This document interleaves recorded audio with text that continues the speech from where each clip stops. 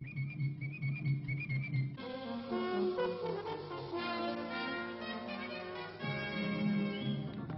problème de l'énergie évoqué cet après-midi à l'Assemblée nationale, sur ce sujet, vous entendrez le point de vue de M. Ambroise Roux, vice-président du patronat français.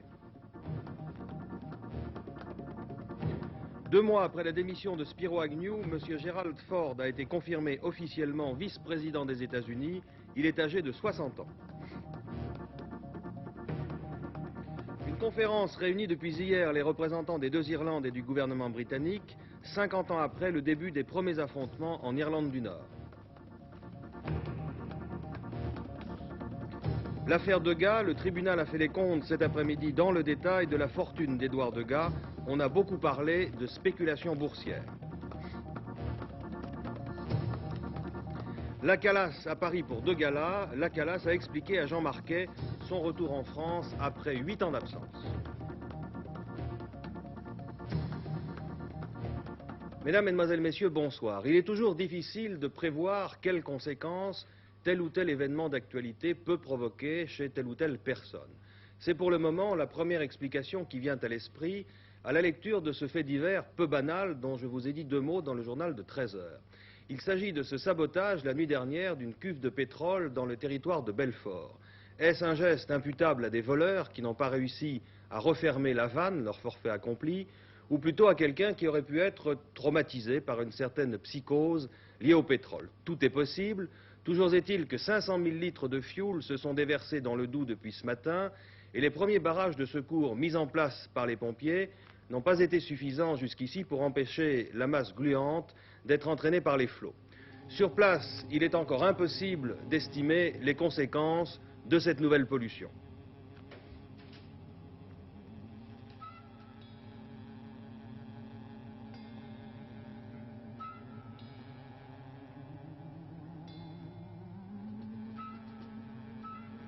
Le dépôt d'hydrocarbures de la zone industrielle du port de Bourgogne, près de Belfort, a été saboté cette nuit. Un inconnu a ouvert la vanne d'une cuve et une importante quantité de fioul s'est dévidée dans la rivière Lallan, qui borde le dépôt. Actuellement, une enquête est menée pour déterminer tout d'abord la quantité de fioul qui s'est ainsi déversée. Selon certains, elle est de 60 000 litres et selon d'autres de plus de 500 000 litres. Puis l'heure à laquelle on a ouvert la vanne afin de retrouver le coupable. En effet, une négligence semble impossible, d'autant plus que les grillages de protection entourant les cuves ont été percés. Des barrages ont été mis en place dans les rivières par la protection civile pour récupérer le mazout qui a déjà gagné le canal du Rhône au Rhin et le Doubs. Le plus important de la masse a été stoppé cet après-midi à Montbéliard et sera brûlé demain dans l'usine d'incinération d'ordures ménagères de la ville. Quelques traces sont pourtant déjà visibles à une vingtaine de kilomètres en aval de Bourgogne et l'odeur du fioul emplit l'atmosphère. Eh bien, immédiatement, nous avons essayé de savoir quels étaient les cours d'eau qui étaient pollués, enfin qui étaient chargés de mazout. Et nous sommes arrivés à cet endroit-là où il y avait une flaque assez importante. On peut l'estimer un volume de l'ordre de 20 à 30 mètres cubes à peu près de mazout. Et nous avons été tentés de mettre le feu ce matin, de mettre le feu à cette nappe de mazout. Et nous avons eu peur que le feu ne remonte jusqu'à l'égout et jusqu'au dépôt de fioul.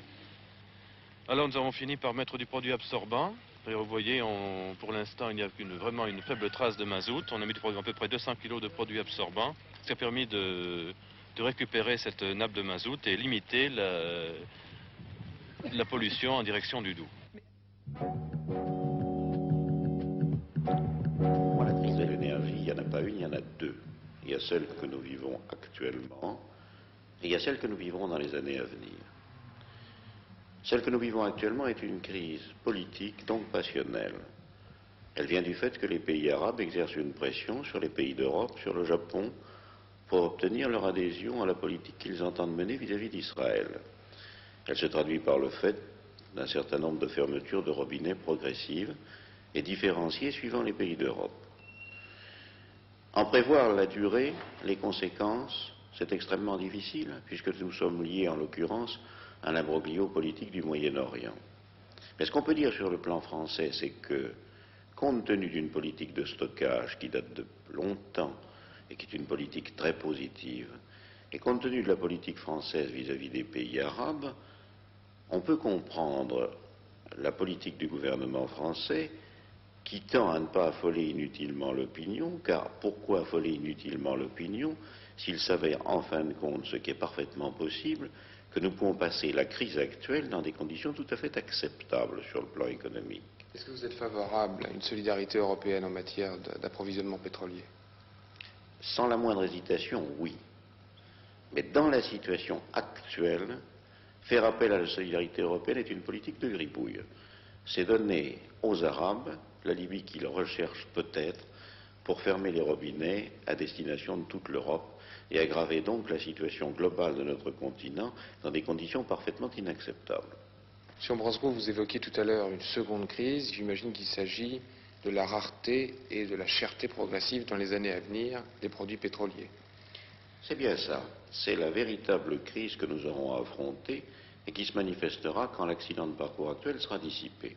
Le fait que l'énergie soit rare et chère en Europe d'ici 1985 ne peut pas ne pas avoir de conséquences importantes sur notre économie. Ça signifie certainement une croissance un peu moins rapide. Ça signifie également des balances commerciales plus difficiles à équilibrer. Ça signifie la nécessité d'une très stricte économie de l'énergie. Ça signifie également un déplacement assez rapide de la compétitivité respective des produits industriels. Exemple, la bouteille en plastique est condamnée. Il y a des gens qui ne s'en plaindront pas, ce qui veut dire au passage que les mutations industrielles auxquelles nous allons assister ne sont peut-être pas toutes néfastes, à condition que nous les regardions de très près. En conclusion, est-ce que vous pensez que d'une certaine façon, la société de consommation est remise en cause ou qu'au moins elle va devoir évoluer considérablement, s'engager dans une nouvelle direction? Remise en cause, c'est peut-être beaucoup, mais j'ai l'impression tout de même qu'elle va passer par une époque de purification et que nous allons être amenés à mettre fin dans la société de consommation à ce qui était le gaspillage, à nous débarrasser d'un certain nombre de scories qui n'étaient pas essentielles et qui peut-être même nous encombraient un peu l'existence. Et d'autre part, je pense que nous sommes confrontés à un effort qui est considérable mais exaltant, celui de retrouver notre indépendance énergétique que nous avions perdue sans nous en apercevoir. Vous avez sans doute noté un léger défaut de synchronisation entre le son et l'image. Nous nous en excusons auprès des téléspectateurs et auprès, bien sûr, de M. Roux lui-même.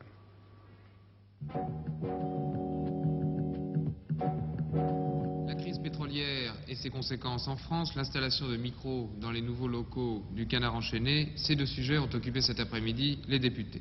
À propos du Canard enchaîné, M. Vertadier, secrétaire d'État à l'Intérieur, a indiqué dans une atmosphère fort animée qu'aucune autorité politique ou administrative n'avait ordonné l'installation de micros. Une enquête a été ouverte, a-t-il poursuivi, d'où il ressort qu'aucun personnel de police n'est intervenu. L'affaire est confiée à la justice, a terminé M. Vertadier, et se trouve ainsi couverte par le secret judiciaire. Pour M. Frêche, socialiste, c'est le gouvernement qui est responsable. Vendredi prochain, le vote sur la création demandée par François Mitterrand d'une commission d'enquête sur les écoutes téléphoniques permettra à chacun de prendre ses responsabilités, a conclu M. Frêche. Quant à M. Perronnet, député réformateur, il a demandé au ministre de ne pas trop se fier à la passivité de l'opinion. Cette fois, a-t-il dit, les bornes sont franchies. Qui a ordonné? Qui a exécuté? Telles sont les deux grandes questions, a conclu M. Perronnet. A noter que M. Fanton, député UDR de Paris, est intervenu pour constater et pour regretter que pour la première fois, deux questions d'actualité soient posées sur le même sujet. Mais une nouvelle fois, l'essentiel des débats a été consacré à la crise pétrolière. Répondant à plusieurs députés qui avaient fait part de leur inquiétude, M. Hamel, républicain indépendant, et Pierre Jox, socialiste notamment, M. Charbonnel a répété que l'approvisionnement du pays était globalement et à peu près assuré. Certes, a-t-il dit, il y a encore quelques problèmes au niveau de la distribution du fioul domestique destiné au chauffage domestique, mais, a dit le ministre de l'Industrie, ces difficultés devraient s'estomper progressivement.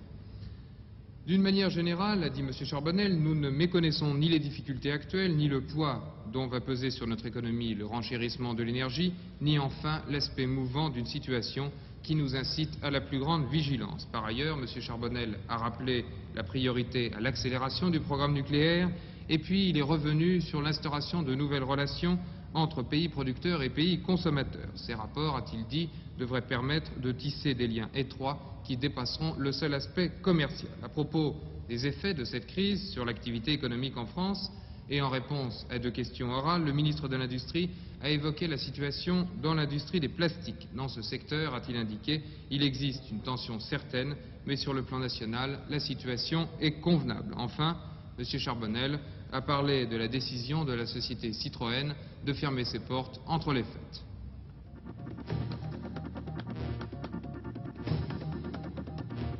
Citroën, précisément. En définitive, les usines vont fermer 11 jours, dont 5 jours ouvrables, entre le 22 décembre et le 1er janvier. Motif, la chute des exportations vers plusieurs pays européens. Commentaire de la direction, il s'agit d'une mesure préventive visant d'une part à préserver l'emploi et d'autre part à réorganiser la production en l'accent davantage sur les petits modèles. Au total, 36 000 salariés sont concernés. Emploi, environ 800 syndicalistes français, britanniques, allemands, belges et italiens sont réunis à Besançon pour 3 jours. But de ce colloque organisé par la CFDT, discuter des problèmes de l'emploi. Des médecins, des juristes, des urbanistes y participent également. L'affaire LIP en est à l'origine. Coopération franco-soviétique, signature ce matin au ministère des Finances en présence de Nikolai Padolytchev, ministre du Commerce extérieur soviétique, et de Valéry Giscard d'Estaing d'un contrat. Il prévoit la construction d'un complexe industriel en URSS, soit 5 usines chimiques représentant un investissement total de plus d'1 milliard de francs. Cet après-midi, M. Pompidou a reçu M. Padolytchev pendant 45 minutes. Le président de la République et le ministre soviétique se sont réjouis des progrès enregistrés par la coopération franco-soviétique. À cette occasion, M. Padolytchev a transmis au chef de l'État les sentiments cordiaux et chaleureux du secrétaire général du Parti communiste soviétique, M. Brejnev. Auparavant, M. Pompidou avait déjeuné tête-à-tête avec M. Pleven.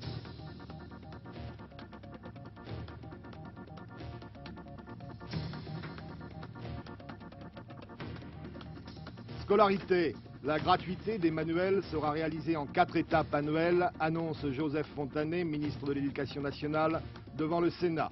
Dès la rentrée 1974, un crédit de 70 millions de francs sera affecté au financement de la première étape, c'est-à-dire à la réalisation de la gratuité pour la classe de 6e.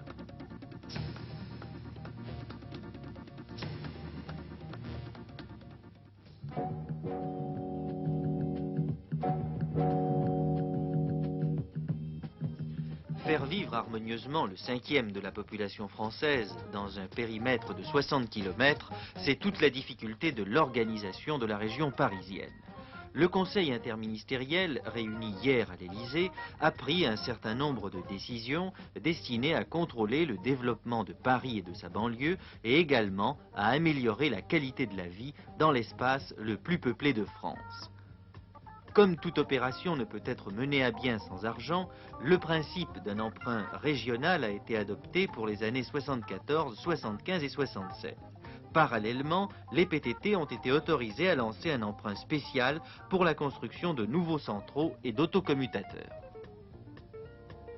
En ce qui concerne les transports en commun, les prochaines années seront consacrées à accroître leur capacité et leur confort. À la RATP, priorité sera donnée au prolongement de certaines lignes de métro.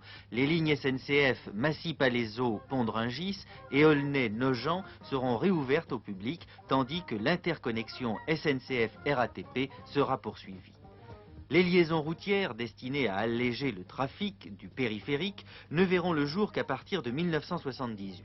Ce sera le cas du super périphérique qui reliera entre elles les autoroutes du Nord, du Sud et de l'Ouest, ainsi que la liaison routière Paris-Roissy en France.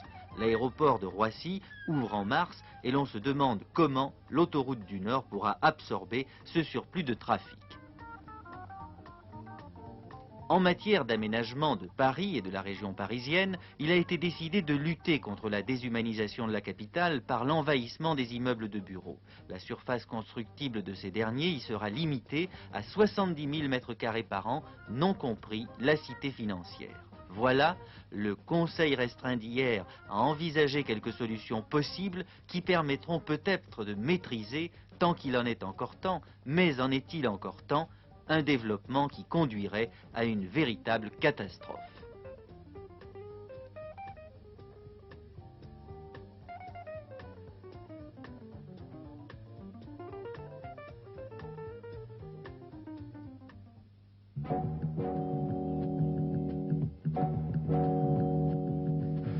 I, Gerald R. Ford, do solemnly swear that I will support and defend the Constitution of the United States. that I will support Gérald and Ford defend est the donc entré hier soir dans Constitution l'histoire of the des United États-Unis comme le against 40e all vice-président. enemies, foreign and domestic. Pour cette cérémonie, le Congrès s'était réuni au grand complet au Capitole. Ainsi, républicains et démocrates des deux chambres ont vu cet homme de 60 ans prêter serment sur la Bible de son fils, séminariste, devant le président de la Cour suprême, le juge Warren Burger. À côté de lui, Richard Nixon était très souriant. Mais sitôt la cérémonie finie, il s'est éclipsé sans prendre la parole. En voyant le Congrès faire une véritable ovation au nouveau vice-président, Nixon pensait sans doute à la signification de cet accueil si chaleureux. Jusqu'à hier, depuis le départ de Spiro Agnew, le successeur de Richard Nixon était le président de la Chambre des représentants, Carl Albert, un démocrate. Nombreux républicains voyaient dans cette optique, un mauvais œil si j'ose dire, la destitution du président. Mais aujourd'hui, si l'impeachment était prononcé, Ford serait le président. Voilà pourquoi, une fois la réunion terminée, certains sénateurs et représentants, après quelques semaines d'accalmie, ont remis sur les rails le wagon qui contient tous les griefs du législatif contre l'exécutif. Les démocrates, de leur côté, étaient également satisfaits lors de cette cérémonie d'investiture. Pour eux, l'avenir semble rose, ils pensent être sur le chemin du succès. Reste à savoir si Ford peut leur embarrer la route tout seul ou s'il aura malgré tout besoin de Richard Nixon.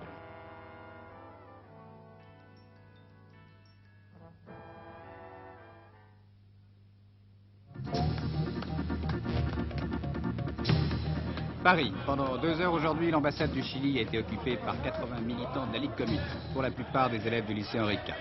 Après avoir envahi l'ambassade en criant des slogans hostiles au nouveau régime chilien, les manifestants se sont barricadés à l'intérieur du bâtiment. Ils ont finalement accepté de quitter les lieux sans résistance au cri de vengeance pour Allende. Il n'y a pas de victimes, pas de dégâts matériels.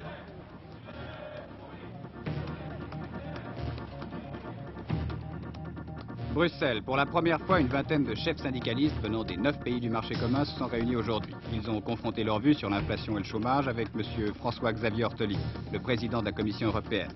Une précédente session sur ces images n'avait groupé qu'un nombre restreint de syndicats.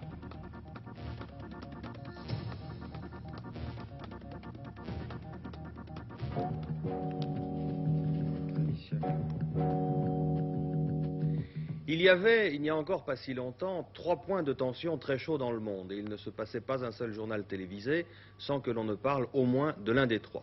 Vous l'avez deviné, il s'agit du Vietnam, du Proche-Orient et de l'Irlande. Le Vietnam, sur le papier, c'est fini, même si on s'y bat encore un peu de temps à autre. Le Proche-Orient, la situation militaire paraît gelée depuis la dernière guerre. Quant à l'Irlande, depuis de longues semaines, elle avait disparu des journaux télévisés. Pourquoi? Essentiellement parce qu'un certain calme, même s'il est précaire, s'était instauré.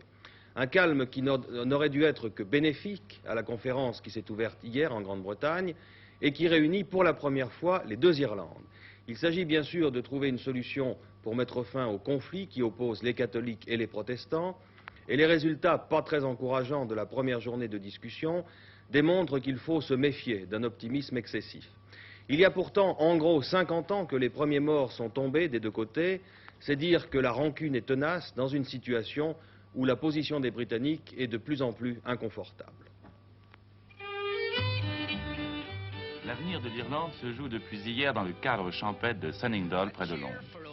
À l'intérieur de cette bâtisse remarquablement gardée, le Premier ministre britannique, M. Heath, et le nouveau proconsul anglais en Ulster, M. Francis Pym, affrontent les Irlandais. Ceux du Sud d'abord, M. Liam Cosgrave, Premier ministre de la République irlandaise, et ceux du Nord, M. Brian Faulkner, président du nouvel exécutif de l'Ulster. Cette rencontre est historique. Pour la première fois depuis 52 ans, les 3 partis ainsi s'entretiennent. Leur objectif, créer un Conseil de l'Irlande dont les attributions et les pouvoirs sont encore assez flous, mais qui permettrait aux Irlandais, qu'ils soient du Nord ou du Sud, de mettre en commun leur destinée. La dernière fois qu'on a parlé du Conseil de l'Irlande, c'était en 1921. Le roi George V venait d'ouvrir le premier Parlement de l'Irlande du Nord, qui restait partie intégrante du Royaume-Uni.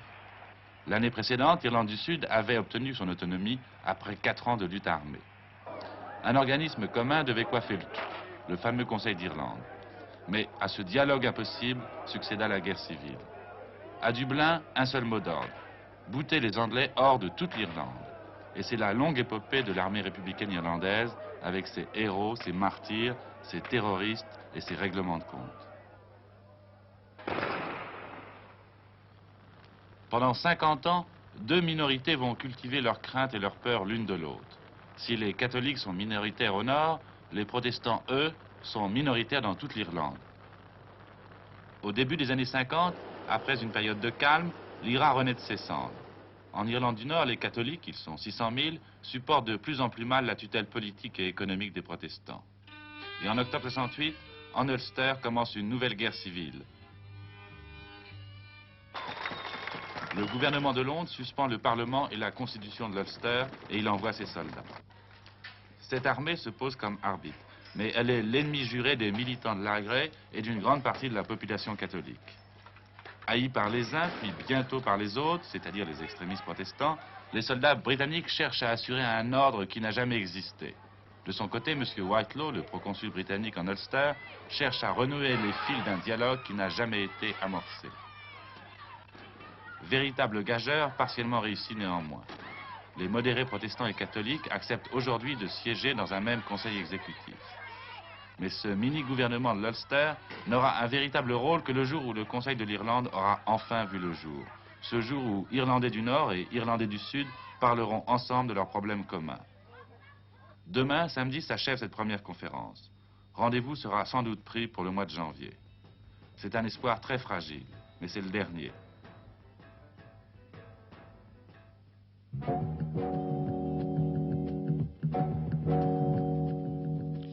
Il y a quelque chose que le président du tribunal correctionnel de Paris n'arrive pas à admettre. Édouard Degas, vous êtes un modeste fonctionnaire issu de votre Ariège natale. Comment êtes-vous devenu riche à 2 millions de francs actuels? C'est Maître Dupré, l'un des avocats de Degas, qui répond: ne confondez pas le fonctionnaire modeste, certes, avec la personne privée qui a eu la chance de réussir dans la spéculation boursière. Voilà le deuxième visage, selon la défense, de l'ancien inspecteur des impôts inculpé de corruption et de complicité de fraude fiscale. Alors pour tenter de le dévoiler, ce visage, le tribunal a entendu cet après-midi un agent de l'administration fiscale. Monsieur Descamps a enquêté sur la situation personnelle d'Édouard Degas. Il a établi une comparaison détaillée du patrimoine de l'inculpé sur 5 ans, de 67 à 71. Et sa conclusion est que Degas a bénéficié d'un accroissement de richesse d'1 million de francs qu'il est incapable de justifier. Alors écoutons les réponses d'Édouard Degas. Pendant 25 ans, j'ai multiplié les opérations sur les valeurs mobilières et sur l'or. Je prétends que l'analyse de ces spéculations boursières a été incomplète. Comment vouliez-vous que je réponde en prison aux nombreux questionnaires qui m'ont été transmis dans ma cellule à Fresnes?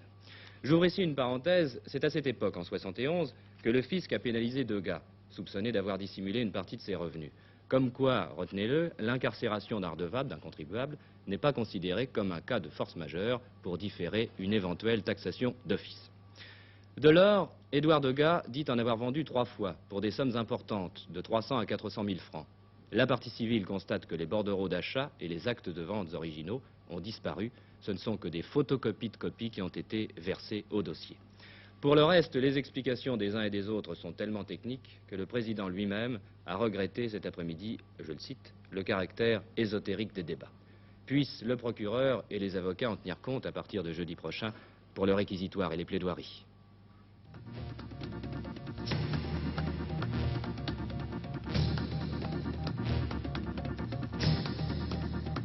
18 ans de prison pour André Labbé, trouvé le 6 octobre 1971 en possession de 100 kilos d'héroïne à Marly-le-Roi. Le tribunal correctionnel de Paris l'a jugé à la fois pour trafic de drogue et pour sa participation à l'organisation d'un réseau de trafiquants.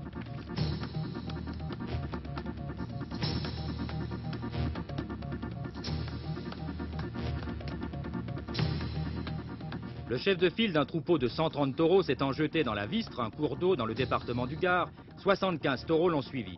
Ils se sont précipités dans le lit de la rivière aux pentes très abruptes, n'ont pu en ressortir et se sont noyés. Il s'agit de bêtes qui étaient destinées aux courses à la cocarde en Camargue. On ignore encore les raisons qui ont poussé le chef du troupeau dans la rivière.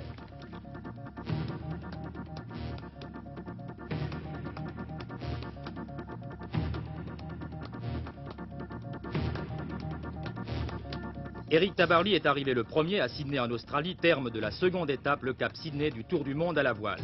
Mais les organisateurs de la course estiment que Pendwick pourrait être battu au temps compensé. Après la mort de Dominique Guillet, l'un des barreurs du voilier le 33, ce dernier pourrait abandonner.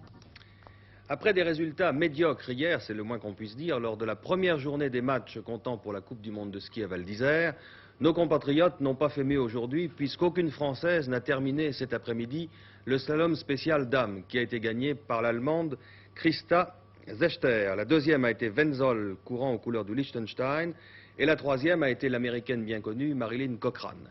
Ce matin, c'est un Italien, Piero Gross, qui avait remporté la première manche du slalom géant.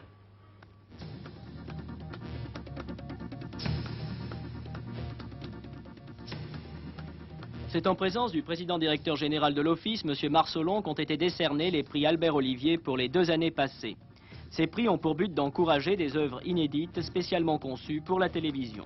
C'est à l'émission Les Fossés de Vincennes, réalisée par Pierre Cardinal et écrite par Jean Caux et Jean-Francis Roland, qu'est revenu le prix pour l'année 1971-1972. Et pour l'année dernière, c'est à Un jour à Nice, dont le texte et les réalisations étaient de Serge Moati. Au théâtre Montparnasse, une pièce de Sacha Guitry, Jean de La Fontaine avec Marie Dems, Claude et Catherine Riche.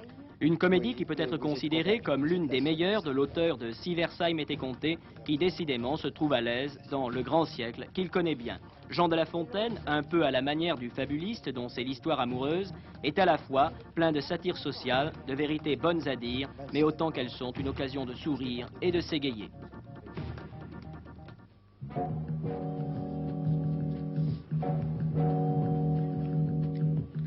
Il y a quelques femmes dans le monde, très peu, on pourrait sans doute les compter sur les doigts d'une main, qui ont soit un très grand talent, soit la puissance que donne la possession de beaucoup d'argent, mais qui ont en commun 2 choses. D'abord le fait d'être très connues, et puis, disons-le tout net, un caractère pas toujours gracieux.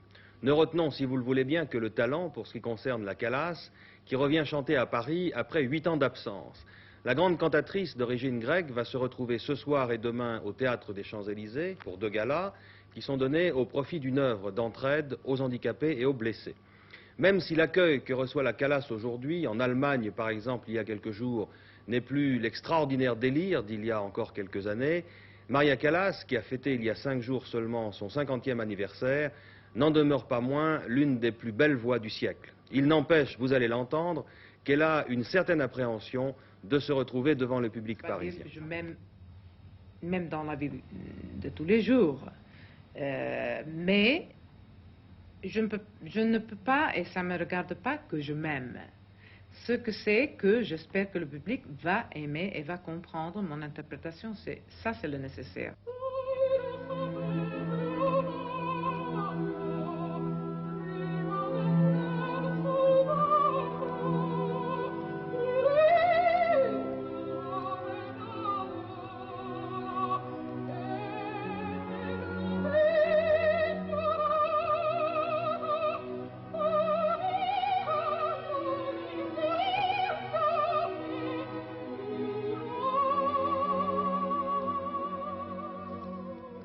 Mais pourquoi une si longue absence?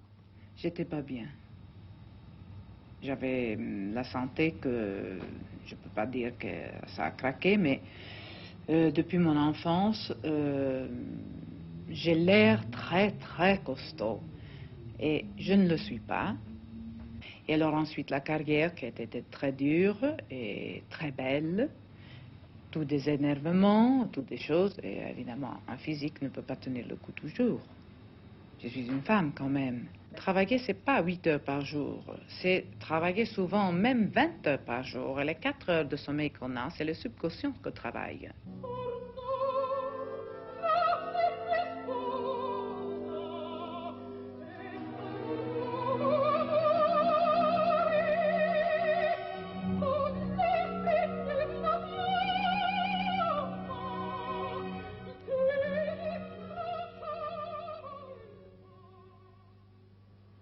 Un très grand talent en vérité. Mesdames et messieurs, ce journal est terminé. Merci de votre attention au nom de toute l'équipe de 24 heures sur la Une et je vous souhaite une excellente soirée. Bonsoir.